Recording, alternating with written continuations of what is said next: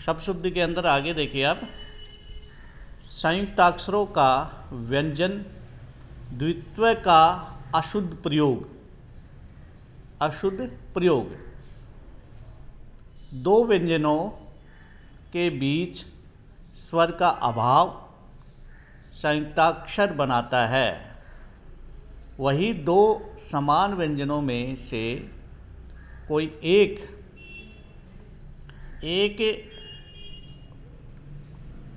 एक जब स्वर रहित हो, वह तुरंत ही एक दूसरे के बाद आए तो ऐसा प्रयोग द्वित्वीय कहलाता है।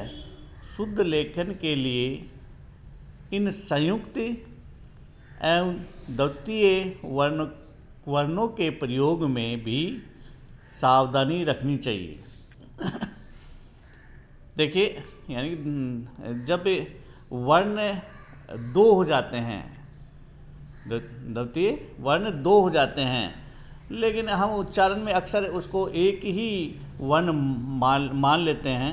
जैसे यहाँ पर देखिए उत्तीर्ण अशुद्ध, जबकि है उत्तीर्ण उत्तम, अशुद्ध है।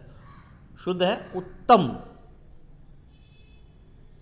निमित्त अशुद्ध है, शुद्ध है निमित्त।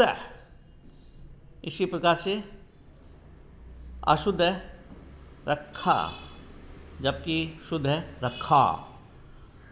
इसी प्रकार से आगे देखिए योद्धा, योद्धा जब शुद्ध है योद्धा, यानी कि द भी है इसमें और धा भी है।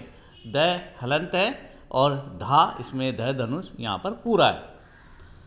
आगे अपन शब्द शुद्धि के अंदर देखेंगे, पंचम वर्ण अनुस्वार अनुनासिकता यानी चंद्र बिंदु का प्रयोग। कई बार शब्दों में अनुस्वार या अनुनासिक चिन्ह के प्रयोग की आवश्यकता होती है।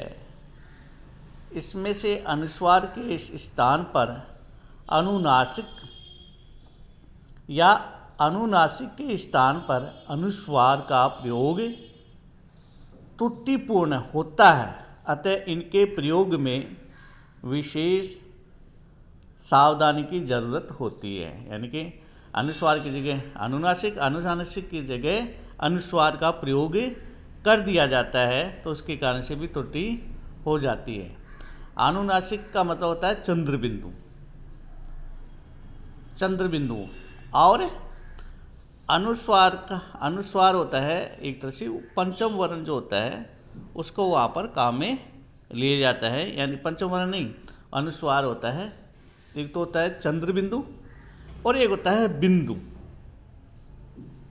चंद्र बिंदु अनुनासिक और अनुस्वार यानी कि बिंदु, केवल बिंदु आएगी, केवल बिंदु आएगी। आप उदाहरण देखिए, अशुद्ध शब्द है अंकुर, अशुद्ध शब्द अंकुर, क्योंकि यहाँ पर चंद्र भी है और बिंदु भी है। ये आधा अनुस्वार है, ये आधा अनुस्वार है। जबकि शुद्ध में क्या होता है, पूरा अनुस्वार होता है, पूरा अनुस्वार होता है अंकुर। इसी प्रकार से अशुद्ध है आंसू, जबकि शुद्ध है आंसू। आंसू पूर्ण अनुस्वार पूरा नहीं आना चाहिए, अनुस्वार आधा आना चाहिए। इसी प्रकार से काच, कांच, कांच जबकि होते हैं काच। इसी प्रकार से झांसी, झांसी। आप इनका जब बराबर अभ्यास करते रहेंगे, लिखते रहेंगे, तो इनके शुद्ध और अशुद्ध का पता चल जाएगा और हमारे से कम अशुद्धि होगी या अशुद्धि होगी नहीं। इसलिए हमें जब भी परीक्षा में या अपने व्यवहार में जब भी इनको काम लेने की आवश्यकता पड़े, तो हमें शुद्धता के उच्चारण में, शुद्धता के लिखने में बराबर ध्यान दें, तो हमारे से अशुद्ध नहीं होगी। और हम सिलेबस के अनुसार भी हम इनको, यानी कि अपने जो पाठ्यक्रम है, परीक्षा है, उसमें भी अपन सही करेंगे। क्योंकि हिंदी ऐसा विषय है, इसको हमें हमारा केवल हिंदी नहीं है बल्कि ये माध्यम है। और हम हर अपने कार्य व्यवहार में भी आगे भी अपन परीक्षा देंगे तो एक माध्यम लेना पड़ता है, और हिंदी को शायद हम छोड़ नहीं पाएंगे। और हिंदी के हिसाब से, हिंदी के माध्यम से हमें जवाब देना पड़ता है, हिंदी के हिसाब से हमें किसी प्रतियोगी परीक्षा में बैठना पड़ता है, उसमें सफलता हासिल करनी पड़ती है। इसलिए हिंदी में बराबर उच्चारण में, अशुद्धि लेखन में, अशुद्ध लेखन है तो उसको शुद्ध कैसे बनाया जाए, इसमें हमें बराबर अभ्यास करने की आवश्यकता रहती है। धन्यवाद।